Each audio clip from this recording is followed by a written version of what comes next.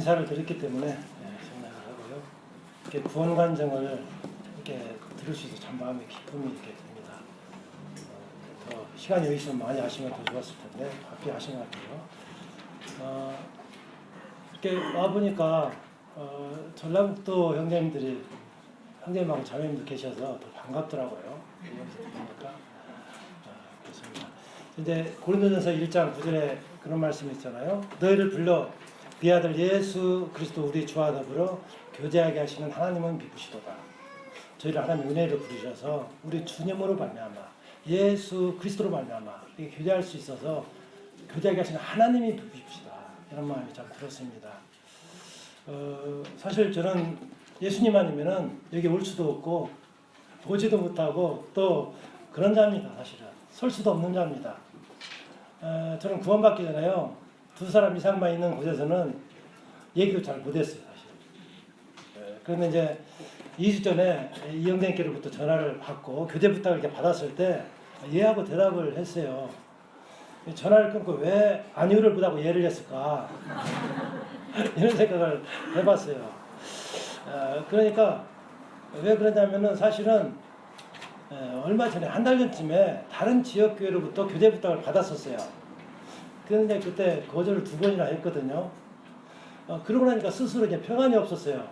그러던 찰나에 형제한테 거절 몇 번 한 건 아니지만은 전화하실 때 그냥 바로 예하고 대답을 해서 이렇게 광주 동북에 오게 돼서 형제님들을 이렇게 뵙게 됐습니다. 자매들을 뵙게 됐습니다. 사실은 전주에서 광주는 멀지 않죠.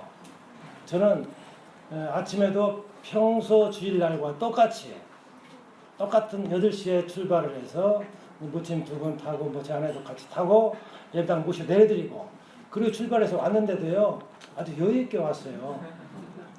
시간이 남습니다. 여유 있게 왔습니다. 이제 모임마다 다 이제 시간들이 다른데 저희 교회에서는 이제 9시에 유년부, 학생부 그리고 기혼 형제 자매님 성경 공부 그런 시간이 있습니다. 지지난 주일에는 그런 일이 있었어요. 아침 성경 공부 시간에 사회자가 찬양을 택해서 드렸어요. 그 찬양이 이렇게 시작을 하는데 나 가진 재물 없으나 그런 찬양이 있잖아요. 근데 그 찬양이 아주 힘들게 찬양이 끝이 났어요. 그 끝나고 나서 이제 알아채는 게 뭐냐면은 그 되돌이표가 있잖아요. 근데 되돌아가지 않고 찬양을 끝냈어요. 근데 그러다 보니까 그 사회부는 형제가 하는 말이 자매님들이 찬양을 좀 잘하시니까 특히 이제 어느 한 자매님 그 자매님 또 찬양을 또 잘하시거든요. 그 자매님 이름을 거명하면서 좀 리드해서 잘 해 나가셔야 제대로 좀 끝났을 텐데 하면서 아주 책망을 하듯이 얘기를 했어요. 그리고 그 자매님 하시는 말씀이 뭐라고 했겠어요? 우리는 형제님들 따라갔습니다. 그 말도 일리가 있더라고요. 잘했더라고요. 어쨌든 그런 일이 있었고 지난주일 날 저는 예찬회 자매 모임 시간이 있습니다. 그때 똑같이 이 찬양을 한번 택해서 드려봤어요. 그랬더니 자매들만 해도 그렇게 심통치 않더라고요. 그래서 제가 하는 말에 그런 얘기를 했더니 또 자매들도 다 이유가 있어요. 이 찬양의 가사와 우리와 마음이 잘 안 합해져서 힘 있게 못 드렸다는 겁니다. 그 가사가 그러잖아요. 나 가진 재물이 없으나. 나 가진 재물이 있는데. 그런 생각이 든다는 거죠. 남이 가진 건강 없으나. 나 건강한데. 그래도 나 남이 가진 지식 없으나. 나 지식 좀 있는데. 그러니까 이 찬양이 힘 있게 안 드렸다고 그런 뜻의 얘기를 했어요. 또 일리가 있어요. 그런 일이 있었습니다. 그런데 이제 다 똑같이 그렇게 받는 건 아니더라고요. 이 찬양의 가사에 따라서 어느 지체는 참으로 하나님을 감사하면서 찬양을 드리는가 하면은 또 어떤 지체는 또 이렇게 마음에 안 다가와서 또 힘없게 드리는 수도 있잖아요. 이제 자매님들 간증을 이어서 하는데 어느 한 자매님이 그 자매님은 혼자 사시고 세 자녀죠. 아들, 딸이 있으니까 키우시면서 사세요. 물론 애들이 많이 크긴 했지만은, 그 자매님은 간증을 하면서 얼마나 힘이 드시겠어요. 부부와 같이 세 자녀를 키우기 힘들 텐데, 셋을 키우면서 아니 건강도 그렇게 안 좋지요. 뭔 재물이 뭐 얼마나 있겠습니까? 그러니까 그 찬양이 너무나 마음에 다가오는 거예요. 그 찬양. 그래서 눈시울을 붉히면서 그런 간증을 했습니다. 감사하다고. 그 이후에 내용이 가사 내용이 그렇잖아요. 나 남이 못 본 것을 보았고 남이 깨닫지 못한 걸 깨달았고 남이 받지 못한 사랑을 받았고 뭐 이런 찬양이잖아요. 그러니까 그 시인이 그런 아마 마음으로 썼던 것 같아요.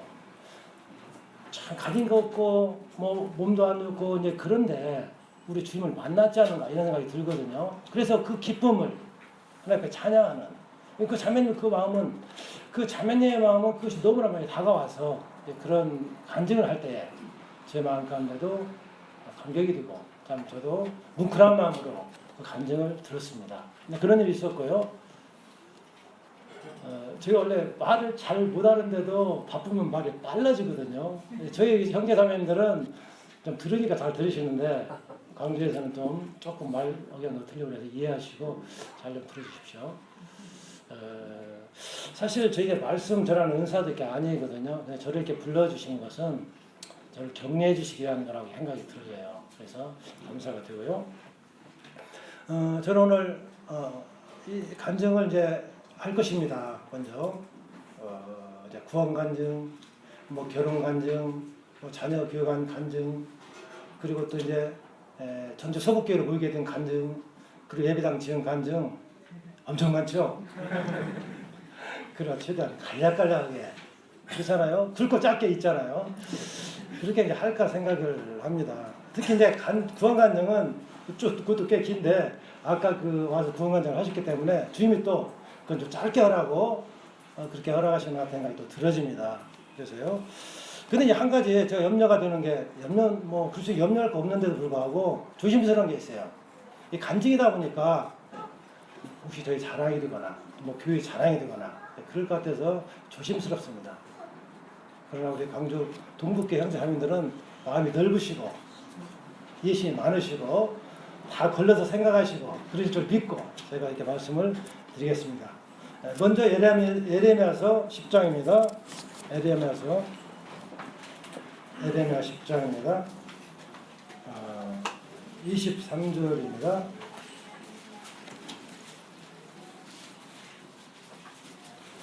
제가 읽겠습니다. 여호와의 내가 알거니와 사람의 길이 자신에게 있지 아니하니 걸음을 지도함이 걷는 자에게 있지 아니하니라. 시편 37편 36절에는 그런 말씀이 있죠. 여호와께서 사람의 걸음을 정하시고 그의 길을 기뻐하시나니. 인생의 길이 자기에게 있지 않아요. 제 길이 제게 있지 않았어요. 또 걸음을 지도함이 참 저에게 있지 않았고 하나님이 지도하셨습니다. 하나님께서 제 걸음을 정하셔서 전주까지 오게 하셨습니다. 역전의 명수 생각나는 거 있으십니까? 좀 그래도 저 세대 정도 되면 생각나실 텐데요. 젊은 층은 잘 이해가 안 갈 거예요. 역전의 명수 하면은 군산상고가 있습니다. 네, 역전의 명수 하면요. 그건 설명이 그렇고요. 그 얘기는 제 고향이 군산이기 때문에 이제 그 말씀을 드렸고요. 군산입니다. 지금은 시로 편입이 되었지만 아주 시골이죠. 그래서 초등학교를 1시간 정도 걸어서 다녀야 하는 아주 시골에서 태어나서 자랐습니다. 아버지는 초등학교 4학년 때 돌아가셨어요. 그 가난 때문에 전주로 이사하게 되었습니다. 그게 복이 되었습니다. 이사 온 것은 그 마을 이름이 뒷골, 앞골이 아닌 뒷골이요. 사실 그렇습니다. 한 번은 이제 교파교회를 다니던 내영이 저한테 이제 교회를 가자고. 그래서 이제 그렇게 보내니까 안 갈 수 없잖아요. 이제 따라갔습니다. 그런데 그 1시간이 얼마나 지루했는지 끝나기가 바쁘게 이제 달려 나왔죠. 그러니 그 이후로는 권하거나 제가 갈 리가 없잖아요. 그렇게 지냈습니다. 그러던 어느 날 제 마음 가운데 이런 마음이 들었어요. 아니 이렇게 열심히 살아서 뭐하지? 사람이 어디 있었다 어디로 가면 어떻게 되는 것이지? 이런 의문들이 생기고 마음에 허전함이 있고 그랬습니다. 그 타지에 생활하면서 그 중에 이제 좀 한 사람을 조금 가깝게 지낸 친구가 있었는데 그 사람도 또 안 보이는 거예요. 그러다 얼마 후에 그 사람이 이제 보였어요. 그런데 이 사람이 좀 달라지게 저한테 예수님 믿어한다고 그런 얘기를 하고 지옥이 있다고 하고 주인이라고 하고 막 이런 얘기를 하는 거예요. 그래서 교회 가자는 거예요. 저는 마음에 갈급함이 있어서 따라간 곳이 전주교회 예배당이었습니다. 말씀 구절 중에 이제 주인인 걸 계속 얘기하는 거죠. 예. 의인은 없나니 하나도 없다. 뭐 또 죄악 중에 출생하고 죄 중에 잉태했다고. 그 죄의 싹시 사망이라고. 죽어서 망한다고. 지옥 간다고. 계속해서 그런 말씀을 할 때 제 마음에 닿지 않는 게 걸리지 않는 게 없더라고요. 뭐 여자를 보고 우매를 품은 자가 이미 가늠했다. 이런 얘기도 하고. 그래서 계속해서 그 말씀을 통해서 주님을 만났습니다. 제 마음에 기쁨이 있었습니다. 제가 봐도 제 행동이 이제 달라지는 거예요. 그렇게 다니기 싫어했던. 한 번 간 거지 사실 급박하기는 했지만은 거기를 갔다가 이제 다시 안 갔던 그곳인데 이제는 그때는 예배당을 걸어서 다녔어요. 40분 넘게. 걸어서 가서 참석하고 또 걸어서 오고 밤에도 뭐 이랬는데도 또 걸어서 가서 참석하고 또 돌아오고 전에는 뭐 유행가를 불렀다면 이제 입에서 찬양이 나오고 이제 그렇게 제가 봐도 바뀌더라고요. 그리고 이제 하나님 말씀을 보는 겁니다. 되게 집에 그 성경들은 하나씩 읽잖아요. 근데 한번 봤을 때 이쁜 말인가 모르고 한번 이렇게 폈다가 덮치고 이런 사람이었거든요. 근데 말씀이 보아지고 줄이 쳐지면서 보아지고 이제 그 모습을 제 동생이 본 것입니다. 아니 형이 이럴 사람이 아닌데 진짜 그럴 사람이 아니었거든요. 그도 나와 구원받고 형제가 되었습니다. 주님의 은혜죠. 그리고 이제 지금부터 이제 그러기 전에 사실은 이제 많이 기간이 있지만은 군대를 바로 가게 됐거든요. 그러다 보니까 그때는 참 어려운 그런 기간이었습니다. 그렇지만 주님이 제 손을 잡고 계셨기 때문에 주님 안에서 그리스도 안에서 결혼하게 하셨어요. 결혼 관영을 좀 드리겠습니다. 부부 관영은 넘어갑니다. 저희 아내는 아버지께 저와 결혼 승낙을 받기 위해서 일주를 굶고 또 일주를 굶었습니다. 제가 이건 그냥 더한 게 아니고 뺀 것도 아니거든요. 저는 가진 것도 없죠. 배운 것도 없죠. 직장도 좋은 것도 아니죠. 든든한 것도 아니죠. 아니, 얼마나 제 아내 그 친정은요 농사도 많이 짓는 편이죠. 그리고 형제는 김대인 형제님 옛날에 계신 형 아시죠? 그리고 그런 대로 잘 사시고. 근데 얼마나 반대가 심했겠어요. 네. 계속해서 반대를 하니까 저희 자매는 이렇게 굶은 거예요 사실은요. 근데 한결같이 그 사람과 결혼하겠다는 말을 한 거죠. 그러니까 한 하루는 제 아내한테 그런 말씀을 하셨대요. 야, 그놈이 그렇게 좋으냐? 아버지, 그놈이 그렇게 좋은 게 아니라 제가 그놈이 됐어요. 제 아내가 저한테 그놈이 그랬다니까요. 그가 예수님 믿기 때문입니다. 예수님 믿는 사람이기 때문에 결혼하려고 합니다. 결국 아버님이 이제 결혼 승낙을 하셨습니다. 그리고 그 장인어른도 구원받고 지금 잘 섬기시다가 이제 수천을 하셨습니다. 빨리빨리 넘어가야죠. 그 다음에는 자식간 얘기입니다. 저에게는 두 딸이 있습니다. 지금은 주님 안에 다 결혼을 했습니다만은 그 자식은 어릴 때뿐만 아니라 결혼을 해도 기도 제목 중에 하나입니다. 생각해 보면은 아이들을 키우면서 큰 딸에게는 매를 좀 됐고 작은 딸에게는 그러지 못했어요.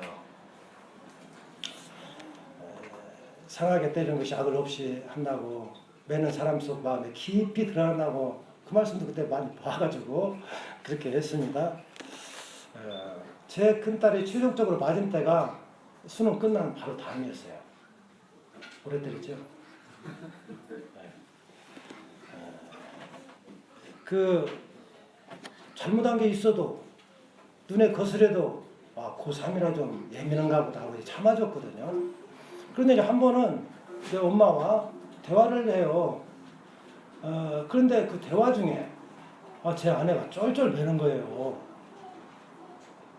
딸은 논리정연하게 경우적으로 조근조근 말을 하는 것이, 근데 제 아내는 욱박지르고. 제가 이제 들으면서 제 딸 편을 들어주고 싶더라니까요. 그러면 안 되잖아요, 근데. 그러면 안 되죠. 그래서 이제 때릴 맞으면 잘못한 것을 찾아갖고 때려야 되는데, 맞아야겠다, 이제 맞을 때가 됐다.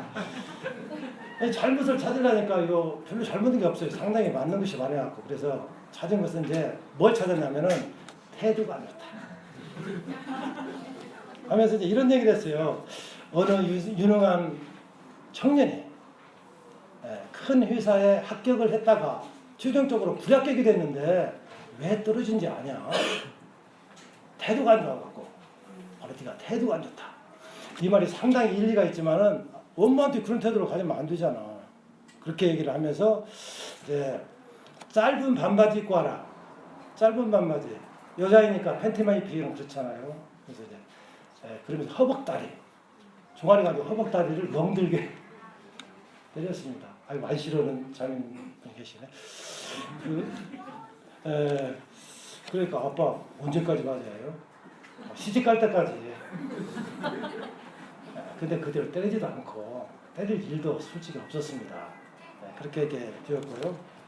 근데 얘가 학교 가서 애들한테 자랑은 무슨 자랑이라고 그 얘기를 한 거예요. 아빠, 아니, 야, 나 아빠한테 매 맞았다. 그리고 애들이 빌면서, 들으면서, 아니, 이렇게 큰 딸을 아빠가 때려? 아빠를 야만인같이 생각하고. 그리고 걔가 아무렇지 않게, 걔들이 놀라는 거죠. 또 하나 놀라는 것이 얘가 아무렇지 않게 말하는 거. 맞았던 것이 당연하게 말하는 거. 그게 또 놀라는 거예요.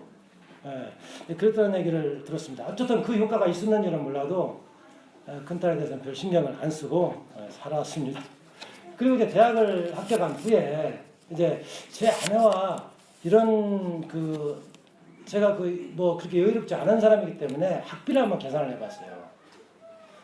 그때 생각하기를 이래서 대학을 보냈다가 가르치지 못하는 사람도 있는가 보구나 이런 마음이 들었어요. 그때 그러면서 이 말씀이 생각났습니다. 홍해를 건너게 하시고 건너게 하신 하나님, 살아계신 하나님. 이때 믿음이 필요한 거구나. 모든 여건이 다 되면 그냥 가르칠 수 있죠. 그때는 교회에서 교재비도 안 받은 때였습니다. 만일에 학비가 부족하면 가르치다가 아빠로서 책임 없는 생각인지 몰라도 하나님이 여기까지만 허락하신 걸로 받아야지 어떻게 하나. 그런 생각을 했습니다. 그런데 2학기부터는 학비를 내지 않고도 다녔습니다. 이제 둘째 딸은 매 맞을 일이 있어도 매를 못 뗄 때가 많아요. 운동선수거든요. 그러다 보니까 남자들 군대 가서 훈련받는 것은 저리 가라 할 정도예요. 높은 산을 오르내리기를 마치 5층 아파트 계단 올라갔다 내려갔다 할 정도로 막 하고, 담력 훈련을 받는다고 깜깜한 밤에 공동묘지 데리고 와서 띄엄띄엄 뛰어서 보내기를 하는가? 얼마나 무섭겠어요. 공동묘지. 이런 하여간 그러니까 평생에 아빠로서 안쓰러워요. 그렇게 안쓰럽더라고요. 잘못한 게 보이는데 그 안쓰러워서 차마 매를 안 되면 안 된다고 했는데 차마 못 된 거예요. 그래서 어쨌든 그런지 큰딸과는 차이가 있습니다. 그런 이제 운동선수라서 이제 수업료 없이 학교를 다녔습니다. 말씀 안 찾겠지만은 잠언 14장 26절에 보면 여호와를 경외하는 자에게는 견고한 의리가 있나니 그 자녀들에게 피난처가 있으리라 라고 말씀하신 대로 저는 주님을 의지했는데 딸들을 구원해 주시고 또 지금껏 인도해 주셨습니다. 네, 전주 서북교회로 모이게 된 간증을 드리겠습니다. 저는 95년 3월 25일에 그러니까 95년 3월 25일까지 전주 기름교회에서 주님을 섬겼습니다. 그때 성도들은 많았습니다. 근데 은사 활용이 잘 되지 않았어요. 또 교회 기도 제목 가운데는 막연하게 다른 곳에 교회가 세워지기를 기도했습니다. 그러던 차에 주님께 저에게 소명을 주셔서 간증을 했습니다. 그러기 그 간증하기 1년 전에 93년 12월 12일에 이원재님 모시고 성도 집회를 했습니다. 형님 기억하실지 모르겠어요. 형님 94년도에 필리핀 선교 가셨죠. 그때 형님 간증 중에 이제 필리핀 선교에 부르심 받은 그 간증도 하셨어요. 저희는 도전이 되고 또 그 영향도 받았습니다. 그래서 이제 95년 3월 26일 전주 서신동교회로 32명의 성도가 청거를 받았습니다. 그 후에 빠르게 양쪽 교회가 수적으로 영적으로 성장을 했습니다. 아니 그렇게도 예배 때 입이 다쳤던 형제들의 입이 열려서 하나님을 감사하고 영혼들이 구원받아서 성도들이 늘어나고 두 교회가 풍성해졌습니다. 그리고 청거받은 지 6년이 지난 후에 전주 북구교회로 46명의 성도를 청거했습니다. 청거 과정이 다 다르죠. 하지만 한 가지 아이를 낳아본 사람만이 해산에 대해서 말할 수 있는 것처럼 교회를 천가에 보내본 모임만이 그 마음을 알 것입니다. 성도들이 많아도 교회 개척을 보낸 경험이 없는 모임도 많잖아요. 근데 이런 경험을 하게 하시는 것도 지나고 보니까 주님의 은혜였다고 생각을 합니다. 저희는 한 번밖에 겪지 않았지만 이 광주 동북교회는 제가 아는 대로 광주 북부교회, 남북교회 그리고 또 있잖아요. 여러 번 보내셨습니다. 참으로 큰일, 물론 하나님이 하셨지만은 참으로 큰 일을 하셨다고 생각을 합니다. 룻기서 보겠습니다. 룻기서 3장입니다. 룻기서 3장. 지금부터는 예배당 지금 간증을 드리겠습니다. 3장 18절에요. 이에 시어머니가 이르되 내 딸아 이 사건이 어떻게 될지 알지기까지 앉아있으라. 그 사람이 오늘 이 일을 성취하기 전에는 쉬지 아니하리라 하니라. 특히 이제 후반부에 이 일을 성취하기 전에는 쉬지 아니하리라. 예배당을 여러 가지로 지어지는 과정 속에서 말씀 중에 이 말씀이 저는 개인적으로 이렇게 마음에 많이 이렇게 머물렀었어요. 하나님께서 어떤 일이든 그 일을 성취하기 전에는 쉬지 않으신 하나님. 그때 저희는 60평 2개 층을 임대해서 사용을 했습니다. 근데 이제 천교에 보내고 나니까 그게 너무 넓었어요. 그렇다고 한 층만 사용하기도 그렇고 그래서 다른 곳으로 옮기려고 주인에게 얘기를 했어요. 주인이 하는 말이 좀 계셔주세요. 뭐 사정을 또 하는 거예요. 근데 그분이 계약할 때는 그렇게 까다로웠던 분이거든요. 그런데 우리가 있으면서 어디 가면 자기 교회라고 그렇게 자랑을 하고 다녔던 분이라 간다고 뿌리칠 수도 없고 이제 그냥 눌러 앉았습니다. 이제 그러기를 한 4년이 지났어요. 그런데 뭘 또 비워달라는 겁니다. 어떻게 합니까? 이유인즉 본인들이 사업을 하는데 사업장 장소가 좁아서 그런다고 사용한다고. 나중에 보니까 진짜 그 사업장 장소를 쓰고 있었어요. 이거 어떻게 합니까? 여기 지금 홀을 알아보러 다녔습니다. 홀은 많죠. 근데 위치도 그렇고 참 그래요. 또 이것을 홀을 옮기면은 리모델링만 하려고 해도 1,2천만 원 금방 들어가잖아요. 그러니 또 형제들이 경매 물건 한번 알아보면 어떠냐고. 그것도 경매 물건도 있어요. 그런데 있어도 여기도 가운데 기둥이 있네요.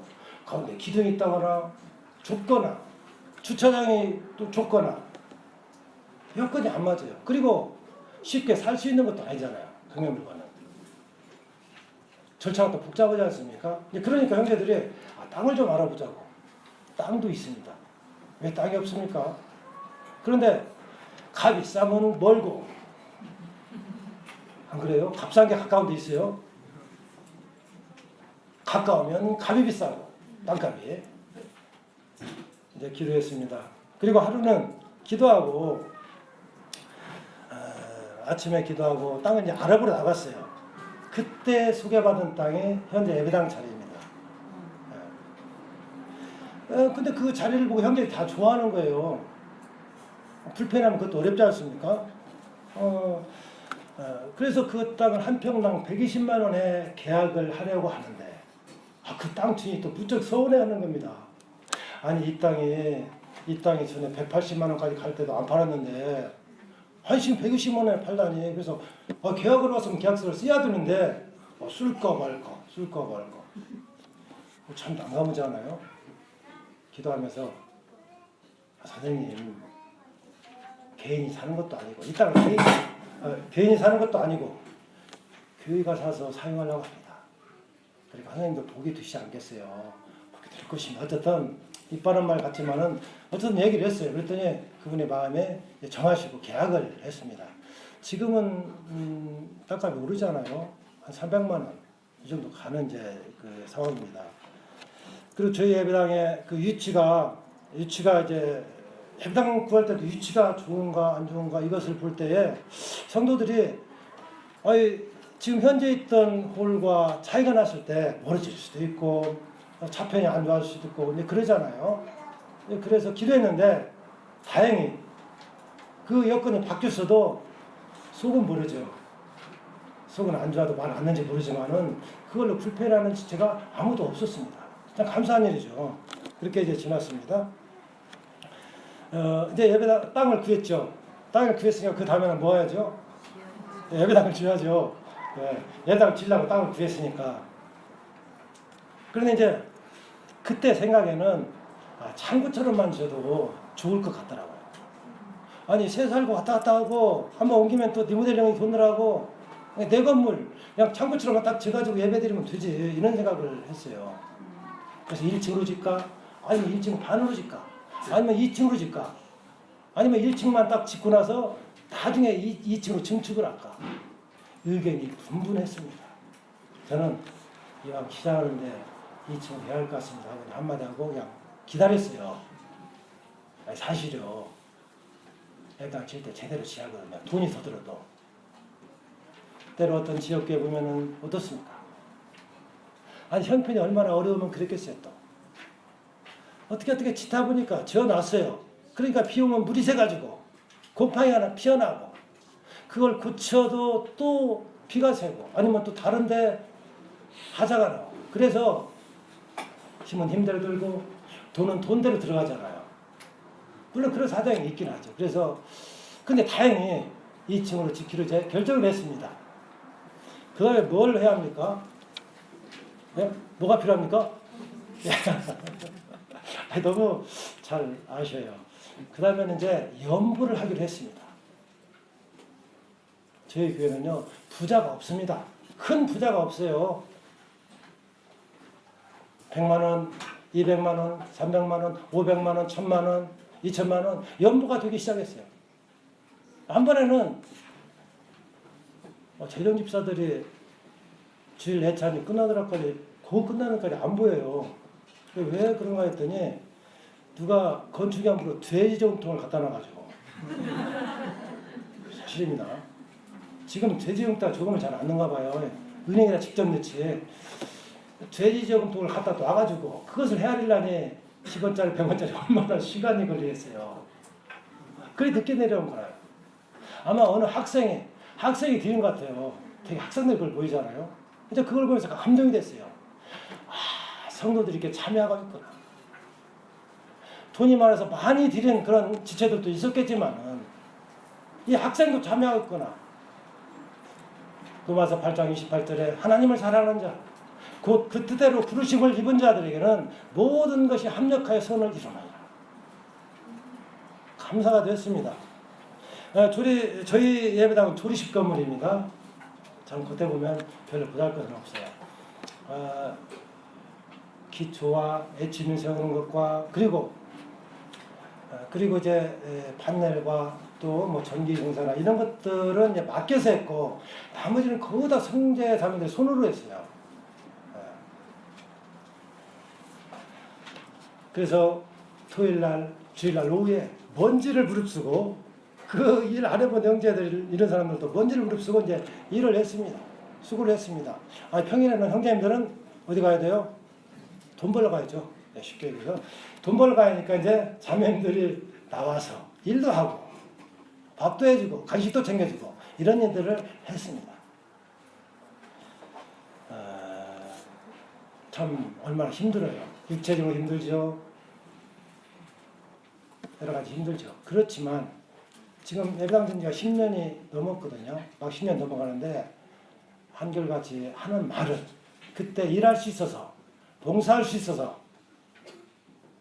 좋았다. 이 말을 한결같이 하고 있습니다.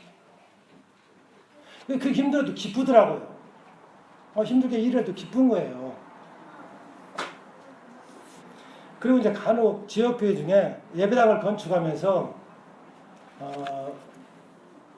어려움을 당하는 경우가 있잖아요.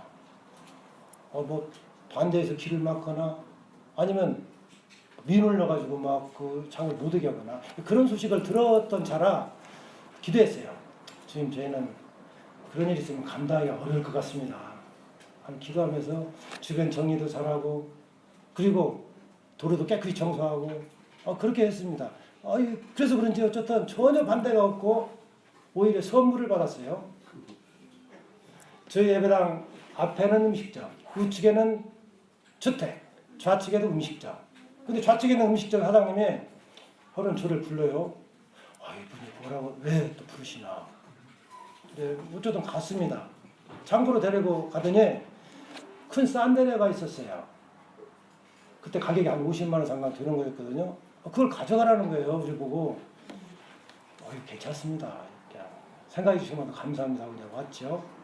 근데 저를 볼 때마다 가져가라고 그래요. 그래도 어떻게 그냥 가족에 미안하잖아요. 그러다 지났어요. 근데 한 번은 그 산데레를 들고 직원들과 들고 이게 가지고 등입니다. 산데레가 큰 등이 등. 예. 아시죠 산데레?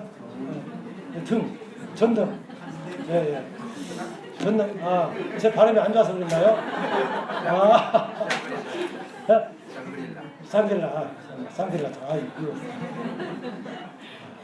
참 이렇게 잘 이렇게 받아주셔서 감사합니다. 이게 쉬운 우리가 저 한국말로 해야 되는데 참 어쨌든 그래서 어떻게 합니까? 그 등을 맞춰서 인테리어를 했어요. 그냥 혹 저희 예배당에 오실 그런 기회가 있으시면은 1층에서 2층으로 올라가는 계단 중간에 서셔서 위를 바라보시면 그 등이 달려 있습니다.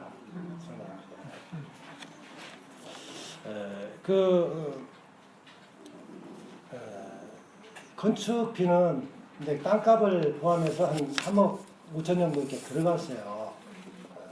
근데 이제 건축비가 그 돈이 다 마련해 놓고 공사를 한 것이 아닙니다. 하지만 공정에 따라서 돈을 한 번이라도 늦게 준 적은 없었습니다.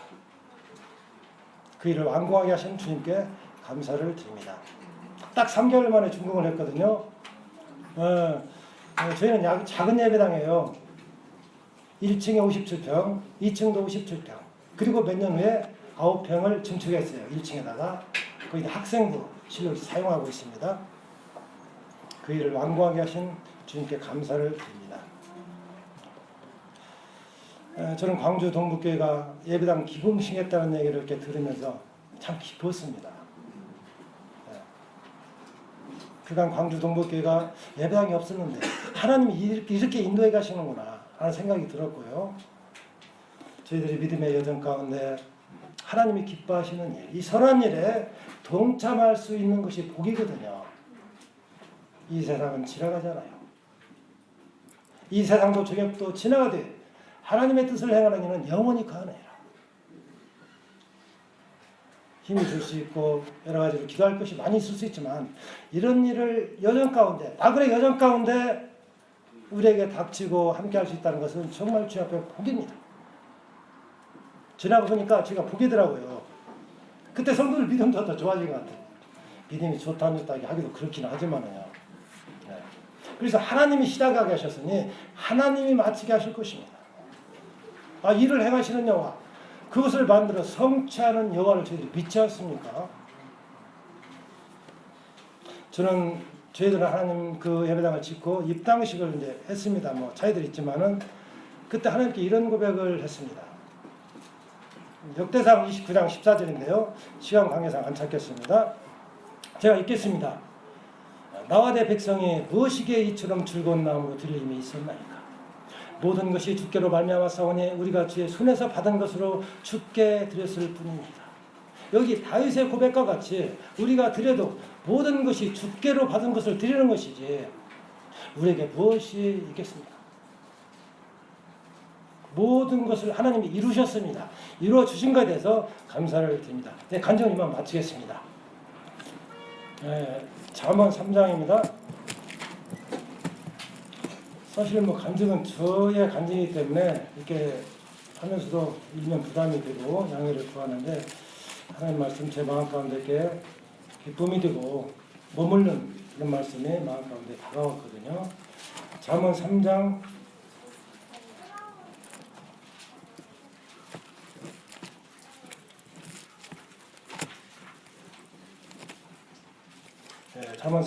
3절과 4절인데요. 제가 읽겠습니다. 인자와 진리가 네게서 떠나지 말게 하고 그것을 네 목에 매며 네 마음판에 새기라. 그리하면 네가 하나님과 사람 앞에서 은총과 귀중 여김을 받으리라. 인자는 원어적 의미에서 측은히 여김, 동정함, 긍휼히 여김 그런 의미가 있습니다. 우리 주님은 긍휼이 많으십니다. 요한은 긍휼이 많으시고 은혜로우시며 노하기를 더디하시고 인자하심이 풍부하도다. 베드로전서 2장 10절에는 너희가 전에는 백성이 아니더니 이제는 하나님의 백성이요 전에는 긍휼을 얻지 못하였더니 이제는 긍휼을 얻은 자이라. 저는 긍휼하면요 이 베드로가 생각납니다. 누가복음 22장을 보겠습니다. 누가복음 22장.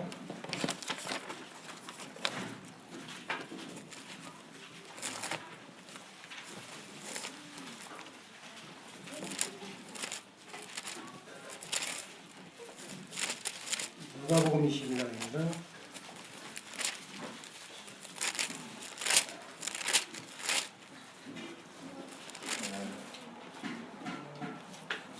그 61절에 주께서 돌이켜 베드로를 보시니 우리 주님이 돌이켜서 베드로를 보시니 이 긍휼하면서 생각나는 말씀이었는데요. 이제 22장 33절에는 그런 내용이죠.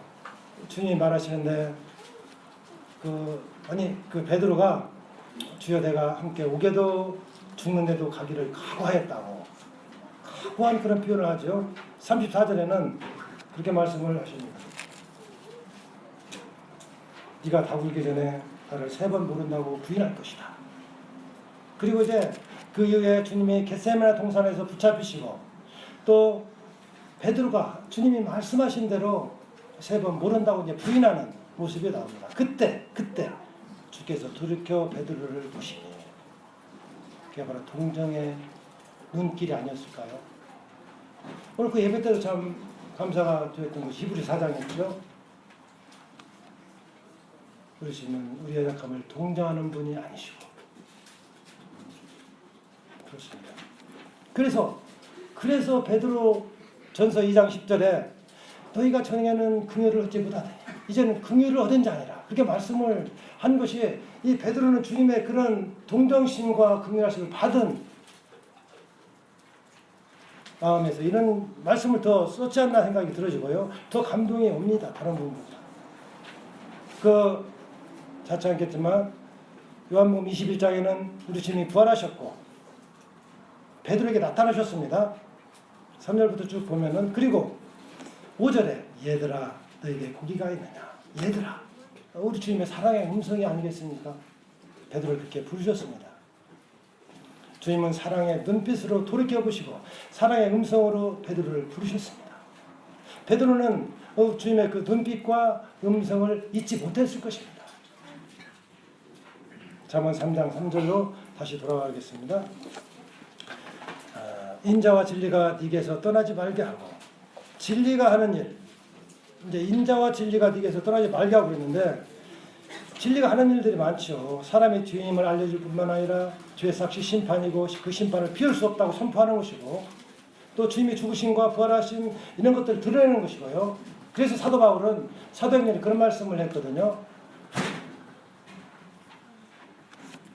유대인과 헬라인들에게 하나님께 대한 회개와 예수 그리스도에 대한 믿음을 전했거든요.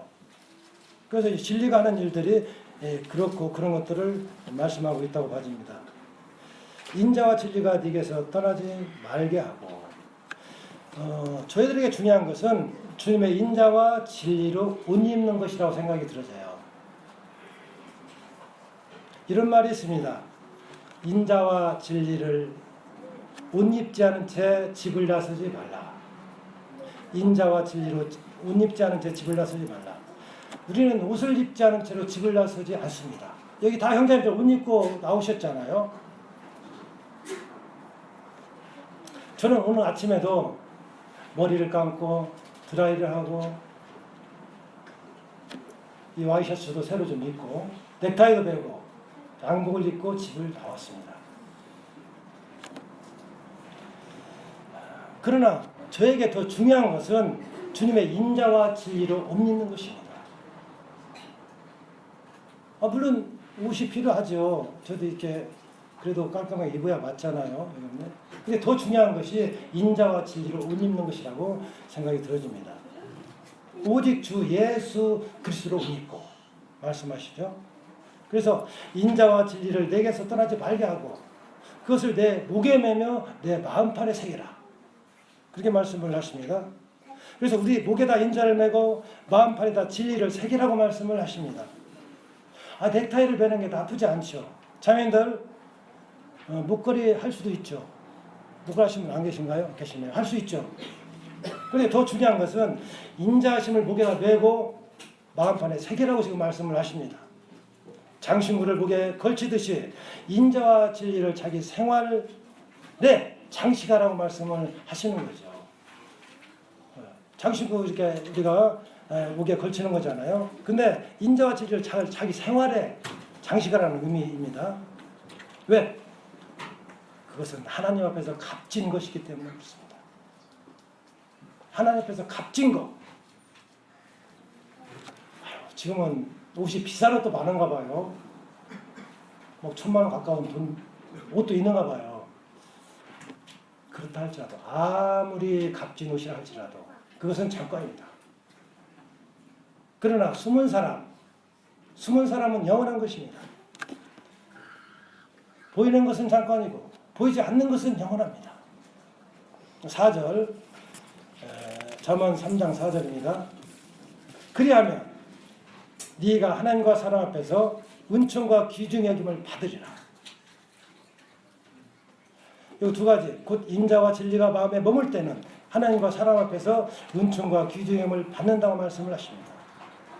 저에게 인자와 진리가 마음에 머물 때는 구도자 앞에서나 또 성도들에게 우리 주님의 모습이 나타날 거라고 생각이 들어져요. 우리 주님의 모습. 주님은 측은 여기시고요. 동정함이 있으시고요. 긍휼이 많으시잖아요. 긍휼을 얻지 못했더니 그래 주님 모습과 뵙는 것이거든요. 주님의 모습이 나타날 거라고 생각합니다. 그래서 저부터 지체들에게 이런 모습이 보여지기를 기도하고 있습니다. 저희는 겸손하고 유쾌한 사람을요. 그런 사람과 함께하고 있을 때 따라서 유쾌해지는 것을 느낍니다. 겸손하고 유쾌한 사람과 함께 있을 때 우리가 화내집니까? 저는 안 그러더라고요. 저도 함께 유쾌해지더라고요. 주님을 빌면 우리가 유쾌해지잖아요. 네. 그래서 온유하고 겸손하신 주님을 배울 때, 자주 더 많이 배울 때 우리 모습도 아름답게 보일 수밖에 없습니다. 이런 찬송이 있습니다. 형제의 모습 속에 보이는 하나님 형상 아름다워라.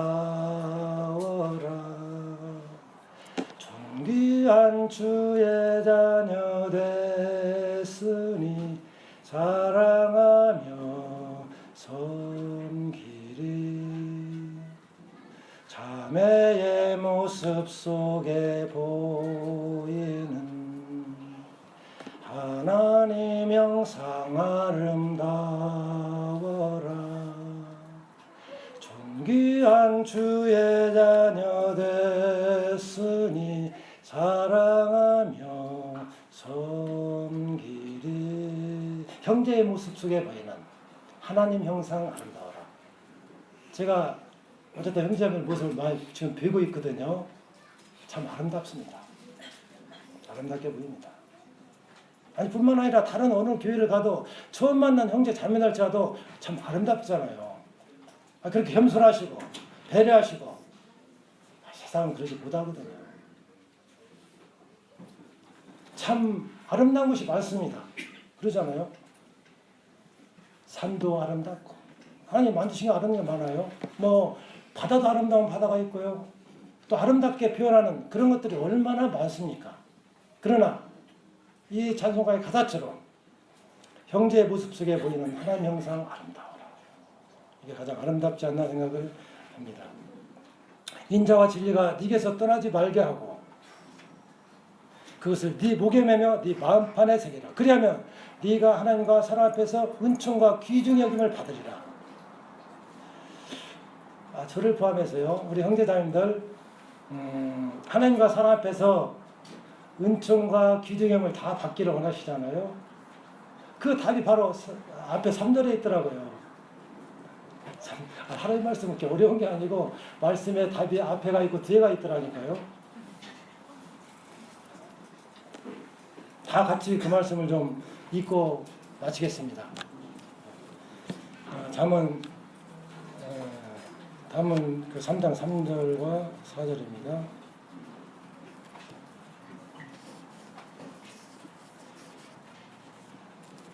시작.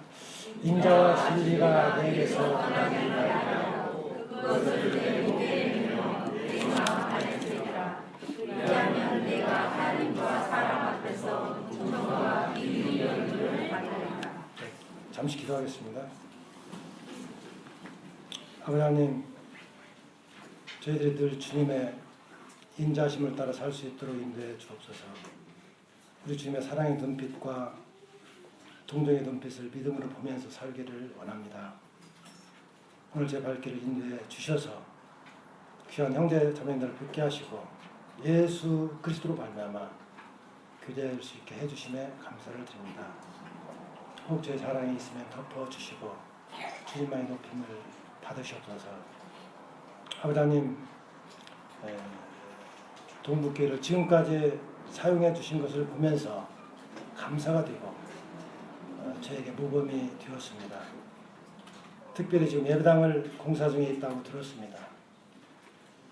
형제 자매 몇십 명을 계속해서 인도해 주셔서 주님의 주시는 기쁨과 감동이 있게 해주셨고 또 이 일을 주님께서 이끌어 주셔서 아름답게 마무리 될 수 있도록 인도해 주시옵소서. 우리 주 예수 그리스도의 이름으로 감사하고 기도합니다. 아멘. 감사합니다. 제가 좀 말을 천천히 하려고 마지막으로 이렇게 왔었는데 그냥 바쁘게 해가지고 저 표현이 안 돼서 미안합니다. 주님의 사랑으로 이렇게 받아주시기 바랍니다. 감사합니다.